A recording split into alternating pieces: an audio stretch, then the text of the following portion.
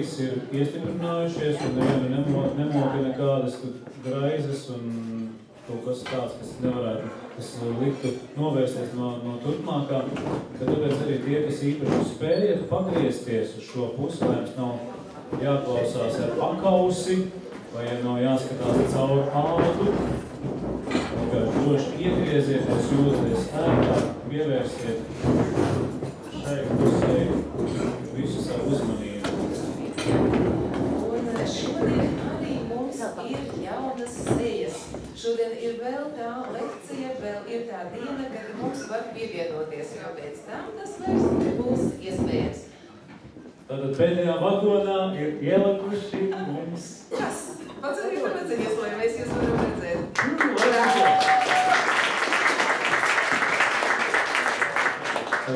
Šodien viņi ir oranžajā grupā, varbūt tur arī palieciet, bet bija domāts, ka viņi būs sarkanajā grupā. Nu, skatieties, kurš jums patīk, jūs sēžat tā kā blakus. Ja? Kas ir jauns? Ļoti svarīgs, ļoti būtisks, protams, ir. Es, kamēr tu iesaki, es eju. Ko viņš gribēja teikt? Jā. Mums ir atbraukuši no kāzu ceļojuma kas? Tie, kuri bija laulājušies pirms kāda laika, pirms nedēļas. Lūdzam nākt pie mums.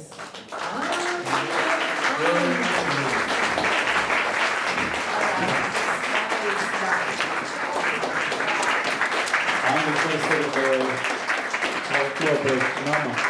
Andris, es sagatavojas runu. Mazliet tā pa vidu, ja? Jā, pastāstiet, kā jums gāja. Kā jums gāja ceļojumā? Kur jūs bijāt? Mēs tikmēr sagatavosimies pirmai dziesmai. Pirmā dziesma. Jā, sveiki visiem. Nedēļa pagājusi un mums jau tagad ir gradzens pirkstā un esam tikuši pie skaistas gleznas. Turpinām apmeklēt Alpas kursu. Esam atpūtušies, spēki pilni. Tagad kaut kur kāsim. Ideāli. Nu tad visi kopā tad vienu dziesmiņu veltīsim. Es vienais jūs otro kāds zināt? Mēs tagad ejam iekšā. Jā, iekļaujoties apkārt. Kāds otro dziesmiņu zina? Es paņemu. Mēģinam, jā? Mēģinam. Izaicinājums reiz tāds liels izaicinājums. Jā, es laikam nolīšu. Visiem valsts saites ir vietās. Ieklapojot savas valsts vietās, un tie, kuri vēl nepaspēja parakstīties, noteikti ārā ejot un vai garām ejot, parakstieties un atstājat savu tādu iniciālu.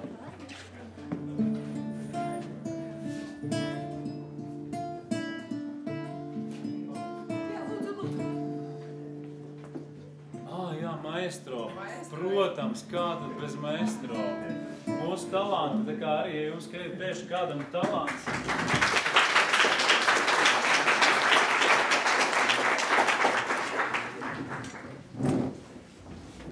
Ja kādam talants varat kādreiz kādu šeikarīt paņemt līdzi vai vēl kaut ko pēc jums mājās, tā ir Minovs tā kā. Viņš jau zina absolūti tā dzirdi.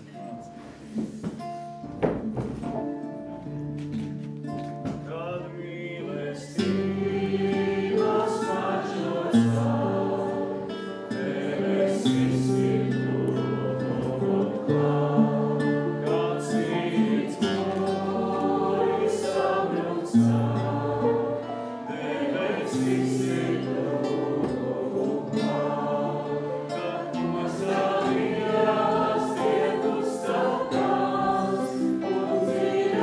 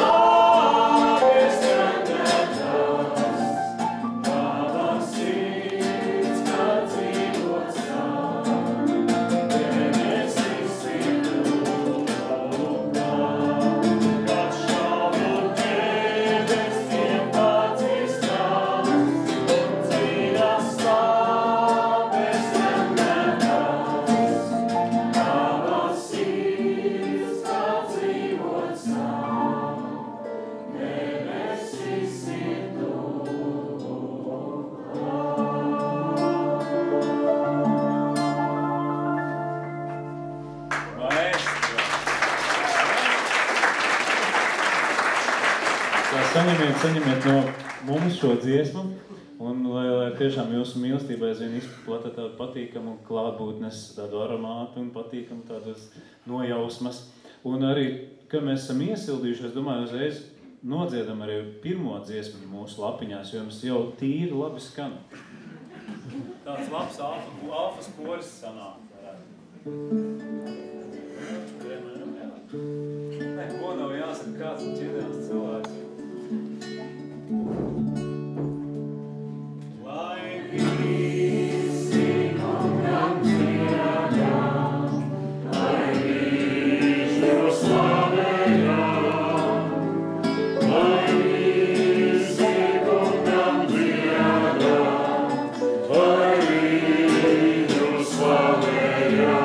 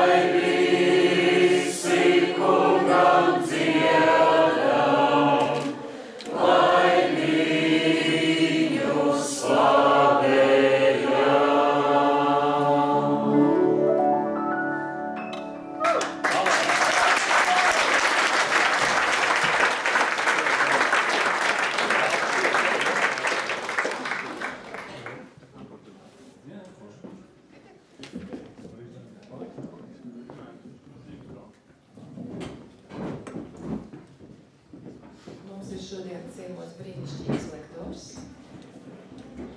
un mūsu priekšā ir brīnišķīga lekcija. Jo mēs jau daudz ko esam dzirdējuši, daudz ko noklausījušies, arī par Bībeli jau šo to jau zinām, un tie, kas jau zināja, un tie, kas vēl kaut ko caur Alfu vairāk uzzināja par šīs grāmatas vēsturisku un dažādiem aspektiem. Tā kā vēl var tagad aizvien dziļāk un dziļāk iet šajā tēmā un aizvien dziļāk mūžīgajā vārdā. Dāmas un kungi, brāļi un māsas, mācītājs Edgars Mažis. Ļoti grādīgs mācītājs.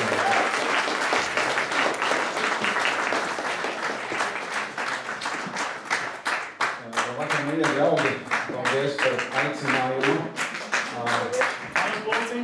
Ja jūs domājat, ka jūsu aplausus spēs aizpildīt tēva Andra iztrūkumu, tad jūs stipri šaubāties. Šis ir pirmā reize, kad es esmu šeit, un viņš vairs nav šeit. Un tas man liek domāt par vienu anekdoti ebreju, kur ebreju rabīns, tad, kad viņš iet sacīt sprediķi sinagogā, tad 5 minūtes vēlāk viens viņa draudzes loceklis aizmieg.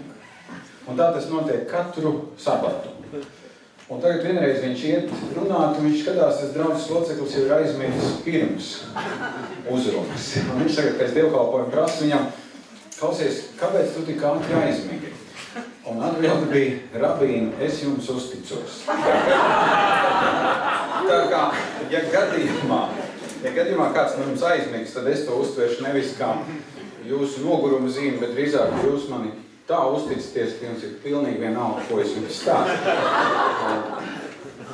Es nezinu, kāpēc tas tā ir iznācis, bet šī alfas tēma, kāpēc un kā man būtu jālasa Bībele, ir tā tēma, kur man aicina lasīt gandrīz visi tie katoļi, kas kaut ko cik alfu ņem. Jā.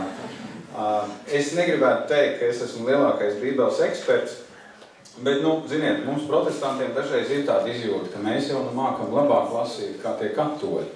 Un tad jau, ja protestanti uzaicina pie katoļiem lasīt lekciju par Bībeli, tas jau vairo cilvēku lepnumu vairāk kārtīgi. Bet, lai es nekļūtu lepns, mēs mēģināsim tā ļoti pazemīgi iet cauri šai lekcijai.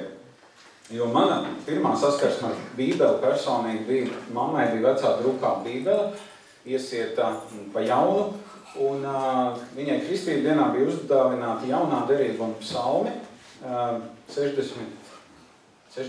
gadā Luteriskā baznīca bija izdabūjusi cauri Latvijā iespiedusi tādu diezgan liela formāta, un viņa bija saņēmusi šo Bībeli dāvanā Kristību dienā.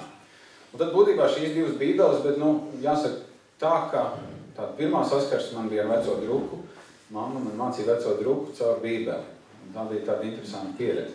Līdz 1979. gada Ziemassvētkiem, jaunajam gadam, kad toreiz Liepājas Pāvila Baptistu draugs mācītājs bija dabūjis iešmugulētas Bībeles jaunā drukā, 65. gada izdevums, kas patiesībā bija grūti dabūnams iekšā. Un tad, dāvinot man Bībeli uz jauno gadu, viņš teica tā, šeit Edgar lasi to Bībeli, un lai šī Bībele tev aizved pie patiesas ticības Jēzu Kristu. Un, ziniet, nezinu, viņš bija pravietis vai kā, 5 mēnešus vēlāk man bija ļoti spilgta pieredze sastapšanās ar Kristu. Un kopš tā laika, tagad ir 2013. Es varu pareiķināt, cik bieži manās rokās ir Bībele. Man ir daudz Bībeles mājās. Mācītājiem laikam ir tāds darbs, ka viņiem ir vajadzīgs Bībele tāda formāta, Bībele šāda formāta. Diemžēl manu Bībeli, ko uzdāvināja man Kristību dienā, man nozaga. Es ticu, ka zagļi jau ir atgriežušies, un ja nav vēl debesīs, tad kaut kādā brīdī droši vien būs. Bet domājot par Bībeli, un jums ir tās, jums šīs grāmatiņas ir, ja jūs katoļi nelietojat šīs, lietot, daži lieto, jā. Domājot par Bībeli, jā. Nenoliedzami Bībeli joprojām ir visās aptaujās viena no 10 grāmatām, kuras jebkuram cilvēkam vajadzētu bibliotekā. Var mainīties pārējās 9, bet Bībele ir viennozīmīgi iekšā. Un es teiktu tā, Bībeli ir vērts izlasīt pat tad, ja tu Dievam netici. Tāpēc, ka Bībeli ir kaut kas daudz vairāk kā baznīcas rokas grāmata. Bībeli ir grāmata, kura ir iedvesmojusi civilizācijas, kultūras, un patiesībā mēs nemaz nevaram tā īsti saprast ne mākslu, ne mūziku, ja mēs nezinām Bībeles sižetus. Jo jūs varat ieiet jebkurā muzejā un redzēt, tik daudz mākslinieku ir gleznojuši gleznas, balstoties uz Bībeles sižetiem. Tik daudz komponisti ir rakstījuši mūziku Dievu godam balstīt uz dažādiem evaņģēliju notikumiem. Bībele kā visvērtīgākā grāmata. Bībele, kura mums ir pieejama vairākos izdevumos Latvijā. Šur tur vēl mēs atrodam veco druku, kas vecajā drukā publicētā Bībele ir būtībā uzlabots gliks. Un es domāju, mēs esam viena no bagātākajām mazajām tautām pasaulē, kuriem ir glika tulkojums, kuriem ir 65. gada tulkojums, tad ir 65. gada revidētais tulkojums, un tagad ir jaunais tulkojums. Un man šķiet, ka jums te tēvs Andris ir tiešām tādu ekumenisku lietu izdarījis. Katoļa alfa, Magdalēnas alfas ziņās arhibīskapa Vanaga, luterāņa arhibīskapa raksts par Bībeli, un baptistu mācītājs jums vēl kaut ko stāst par Bībeli. Tas ir, es teiktu, tuvu debesu valstībai. diezgan tuvu. Un tāpēc, kad mēs domāsim par Bībeli, tad mums ir jāsaprot, ka Dievs ir uzticējies cilvēkam tik lielā mērā, ka viņš ir ļāvis cilvēkam pierakstīt savu atklāsmi. Un cilvēki ļoti dažādi, kuri ir pierakstījuši Dieva atklāsmi. Es Dieva vietā nekad neko tādu nebūtu darījis. Ziniet, kāpēc? Tāpēc, ka cilvēkiem ir tendence visu salaist dēlī. Jo, ja es pat liktu pārrakstīt kaut kādus savus prediķijumus, tad visticamāk pārrakstot jums tur būs kļūdas, izņemot, ja jūs datorā viņi noliksiet copy paste, un tur viens pret vienu. Bet Dievs ir uzticējies cilvēkam tik tālu, ka izredzot turpat 40 dažādu profesiju autorus, viņš ir savu vēsti nodevis mums cilvēkiem. Un tā ir tā pirmā lieta, ka Bībele kā Dieva atklāsme. Bībele kā Dieva atklāsme. Dievam droši vien vieglāk būtu bijis latviešiem nodot jau taisnā tekstā latviešu Bībeli. Nu, kas tur būtu Dievam? Viens milzīgs helikopters, kas pārlidot mūsu Latviju, un viņš nomestu perfektā latviešu valodā. Viņš zinātu, ko tiem latviešiem vajag. Jā. Nebūtu nekāda kļūda. Bet Bībele ir 100% Dieva un 100% cilvēku grāmata. Un redziet, kad mēs lasām Bībeli, mums vajadzētu uzmanīties no dažām lietām. Numur 1. Mēs nepielūdzam Bībeli. Jā, mēs nepielūdzam Bībeli, mēs pielūdzam Dievu. Pielūgt Bībeli būtu alku kalpība. Dažreiz man ir tāds sajūta, ka cilvēki pielūdz Bībeli, jo viņi mājās ir nolikti tādā svinīgā vietā, jā, sedziņa apakšā. Šai Bībelei reti kāds klāt pieiet, varbūt noslaucīt reizi nedēļā putekļus, varbūt ejot garām patlanās. To es sauktu par alku kalpību. Jā. Jo mēs pielūdzam Dievu, kurš sevi ir atklājis Bībelē. Ar to mēs sākam. Līdz ar to tas jautājums ir ļoti sarežģīts, jo oriģinālā Bībele tika uzrakstīta vecā derība, kas ir lielākā Bībeles daļa, 39 vai 45 grāmatas, katoļiem vairāk nekā protestantiem, bet tas ir cits stāsts to otrajā alfas daļā. Un jaunajā derībā 27 grāmatas. Vecā derība uzrakstīta senebreju un aramiešu valodās, atsevišķas Daniela grāmatas daļas. Jaunā derība uzrakstīta sengrieķu valodā. Redziet, kur tā problēma sākas? Tā problēma sākas, ka Dieva atklāsme tiek interpretēta caur ļoti dažādiem sietiem, teiksim tā. Nu, iedomājieties, oriģināla teksts tiek iztulkots, piemēram, uz grieķu valodu. 250. gads pirms Kristus, Septuaginta sauc šo tulkojumu. Jebkurš tulkojums ir interpretācija, jūs piekritīsiet. Nav iespējams viens pret vienu pārlikt vārdus, un ja arī mēs pārliktu, būtu pilnīgi neiedzīgi kaut ko izlasīt. Ja mēs ņemtu, teiksim, ebrejiem parasti darbības vārds gāja pa priekšu lietvārdam.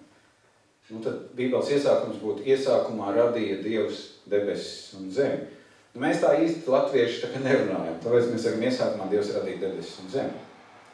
Tagad jūs iedomājieties, ka šis tulkojums nonāk priesteru vai mācītāju rokās, kurš uzrakstas prediķi par Bībeles tekstu. Un tā ir vēl viena interpretācija, vai ne? Un tad jūs mājās lasat Bībeli, vēl viena interpretācija. To, ko jūs dzirdat, ko mācītājs saka no Bībeles, tā ir vēl viena interpretācija. Un ziniet, kas ir pats brīnumainākais, ka visā šajās interpretācijās Dievs absolūti neuztraucās, ka kaut kas varētu aiziet šķīvi. Viņš ir pilnīgi pārliecināts, ka to, ko mums caur Bībeli ir jādzird, to mēs dzirdēsim, to mēs saņemsim. Dažreiz man cilvēki ir teikuši, nu mums jāiemācās ir oriģināla valodas, tad mēs būsim labāk sapratuši Dieva atklāsmi. Nē, absolūti ne. Nu, varbūt tu būsi viena interpretācijas sietu izlaidis, ja? Bet tik un tā tu lasīsi. Un redziet, katrs mēs esam, kā Bībeles lasītājs, mēs jau viņu izlaižam caur sevi. Es jau jums nevaru šokar pateikt, jums tagad būs tā ticēt. Ja? Jums katram ir liela galva. Ja? Brīnos, kāpēc jūs stāvu kursā, bet mums, ir kaut kāda defekta, droši, ja? Bet katram cilvēkam ir liela galva, un tu vari ņemt Bībeli. Un savā ziņā es domāju, katoļiem bija taisnība. Kāpēc katoļi līdz protestantismu sākumam nedēļu Bībeli lasīt cilvēkiem? Tāpēc, ka cilvēkiem ir tendence daudzas lietas sabojāt. Nu labi, mēs protestanti iedavām Bībeli katram rokās. Līdz tam bija viens pāvests, tagad ir miljoniem pāvesti. Katrs, kas lasa no protestantu baznīcas Bībeli, domā, ka viņam pieder absolūtā patiesība. Viens no maniem kolēģiem teica, ka Bībeli vispār vajadzētu lasīt grupās. Jo tad tu varētu izvairīties no vislielākām neiedzībām, kuras cilvēki saka, pierakst, ka Dievs viņam to ir līdz darīt. Pirms kādiem gadiem pie manis atnāca kāda sieviete, viņa teica, es Bībeli lasot sapratu, ka viņa jāiet prom no draudzes. Es teicu, niķi oside, nu tā es neteicu. Es krievu valodā. Jā, es saku, caur kuru rakstu vietu Dievs tev atklāja no Bībeles, ka tev jāiet prom no baznīcas. Nu, tur Jēzus dziedināja vienu cilvēku, un viņš viņam teica, neej miestā. Es teicu, labi. Es saku, nu un? Nu, Dievs man atklāja, ka miests ir draudze. Ja? Ok, ja cilvēkam ir šādi pieņēmumi, ir šausmīgi grūti cīnīties, vai ne? Jo būsim mazliet uzmanīgi. Ja mēs gribam kaut ko pierādīt ar Bībeli, mēs to varēsim izdarīt. Bet tā vairs nebūs Dieva atklāsme. Tā vairs nebūs Dieva atklāsme. Mēs būsim pierādījuši savu viedokli ar Bībeles tekstiem. Un tāpēc cilvēki bieži vien manipulē ar Bībeli. Bībeles pētniecībā ir 2 tādi grieķu vārdi. Viens ir eksegēze un otrs ir eisegēze. Ar ko viņi atšķirās? Eksegēze nozīmē nest ārā, eisegēze nest iekšā. Un ziniet, kas ir mūsu problēma lasot Bībeli? Mēs bieži vien nesam iekšā savus priekšstatus, savas domas Bībeles tekstā. Mēs viņu kaut kādā veidā padaram Bībeli cilvēcisku, domādami, ka tad, ja es savas domas ielasīšu tekstā, ka tad man būs vieglāk dzīvot. Bet īstenībā lasot Bībeli, ko mums vajadzētu darīt, mums vajadzētu vilkt ārā to, kas tajā tekstā ir. Mums vajadzētu vienkārši nest ārā. Teksts runā pats par sevi. Un šajā ziņā Bībeles teksts nav tik sarežģīts, bet ir arī sarežģīts. Un, piemēram, jūs kādreiz esat lasījuši Bībeli, ja esat lasījuši, kur mēs parasti aplaužamies. Tādās rakstvietās, kur ir šausmīgi grūti. Nu, piemēram, tu tiec līdz Baušļiem 2. Mozes grāmatā, pukstēdams par ciltsrakstiem, bet viņi tur nav gari, tu tiec tur cauri, ja? Un tad tu nonāc pie saiešanas telts būvniecības. Ja? Un Dievs kā tāds labs arhitekts iedod visus izmērus, visu deķīšu garumu, visus āķīšus, visu pārējo. Lasot, vēl tev kaut kāds pazemības paliek sīk, ja? Tad tur nāk kaut kāds mistisks zelta teļš iekšā, ja?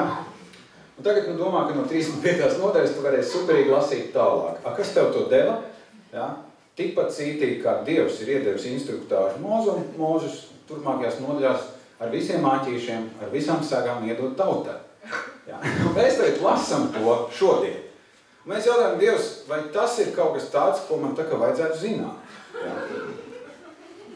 Tēvs Andris droši vien neviens prediķis par to nav stāstījis. Cik āķīšiem ir jābūt un kurā brīdī kārts ir, cik gar un tā tālāk. Ja? Kāpēc es jums šobrīd ironizēju? Tāpēc, ka Bībele no vienas puses ir ļoti sena grāmata, kur ir raksturvietas, kuras tajā pirmajā brīdī mums absolūti nedod nekādu loģiku. Ja mēs lasām, mēs varam, tas ir noiets etaps, uz mums tas neatiecas. Vēl trakāk ir ar ciltsrakstiem. Laiku grāmatā, es pat nezinu, kā katoļi sauc šo grāmatu, tā nav nozīmes, 8 nodaļas ciltsraksti. Un ja tie būtu latviešu ciltsraksti, man liekas, mēs lasītu ar baigo prieku. Jā, tur Pēterim piedzim Kārlis, Kārlim piedzim Jānis, tam tur tas piedzim, tam bija 4 mēnesi, tam 3 dēli, ja. Un tad atvēlka līdz baronam, Krišķinam. Un tad mēs tik priecīgi, mēs sakam, Un tad mēs sākam meklēt, vai mažs ir kaut kur vai nav. Ja? Izrādās lietuviski mažis ir mazais, un es esmu vispār leitis, nevis latvietis. Ja? Neatrast mani šajos svētajos ciltsrakstos. Ja? Redziet, tad, kad šī ciltsraksti tika rakstīti, tad cilvēkiem zināja, ka aiz katra cilvēka ir stāsts.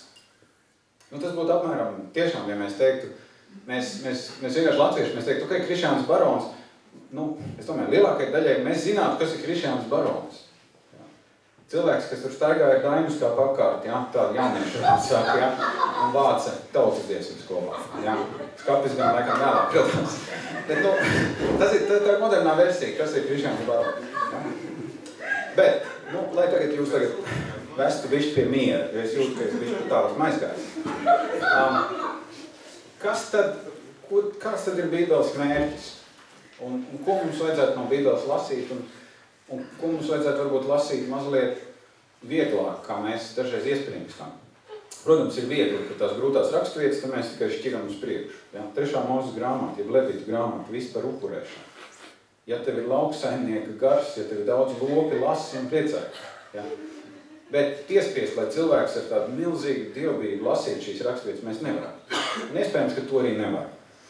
Tūlīt es pateikšu, kāpēc. Ja jūs kādreiz esat bijuši uz simfoniskā orķestra koncertu, jūs droši vien esat ievērojuši, ka ir instrumenti, kuri spēlē ļoti cītīgi, un ir daži vīri aizmugurē, kas lielāko daļu koncertu sēž. Un tāds sevi, ka viņi lasa avīgas, ja? Man pat dažreiz liekas būtu forši, ka viņi varētu kādu ābolu uzēst, un varbūt, nezinu, tagad varbūt, teiksim, surfot internetā, ja? Bet nu, tie vīri, kas tur sēž aizmugurē, ja? Viņi ļoti cītīgi sako, jo viņiem no 80 lapušu notīm ja, ir 79. jāpieceļās un 3 stūrītes jāpies. Ja. Un tev jūs iedomājaties violnieks slapjā mugurā. Ja. Ja. Es prasīju vienam, kas bija orķestrī spēlējis, es teicu, vai jums maksā par notīm vai kā? Viņš teica, ir diferencēta algu sistēma, bet par notīm nemaksā. Jo es domāju, tad bundziniekam patiesībā vajadzētu kāds 4 koncerts vienā vakarā paņemt, lai kaut ko nopelnītu. Ja. Līdzīgi ir ar tām bībeles daļām, kā jau es teicu, ciltsraksti, sajiešanas telpas instrukcijas, upurēšanas noteikumi, tie ir piesitieni. Tie ir tādi piesitieni orķestriem viņus vajag. Bet principā, ko tad kristietis lasa? Psalmus, ja, Salamana pamācības, vēl kaut ko lasa, ja vispār lasa. Ja. Bet no vecās derības vairāk nelasa. Ar jauno derību ir vieglāk. Jaunā derība ir rakstīta mūsu ērā, ja tā var teikt, pēc Kristus, daudz saprotamāk. Bet ar veco derību bieži vien ir problēmas. Bet joprojām tā ir Dieva atklāsme. Mēs lasām 2. vēstulē Timotejam 3, ka katrs Dieva raksts ir Dieva iedvesmots, jo šeit ir lietots ļoti interesants vārds. Dievs ir ieelpojis. Un šis Dieva vārds ir derīgs mācībai, vadībai, pārmācībai un audzināšanai taisnībā. Tātad būtībā Bībeles mērķis, ja mēs teiktu, ir Dieva atklāsme par to, kā mums būtu jādzīvo. Un tāpēc ir svarīgi Bībeli zināt, un tāpēc ir svarīgi Bībeli lasīt. Man ir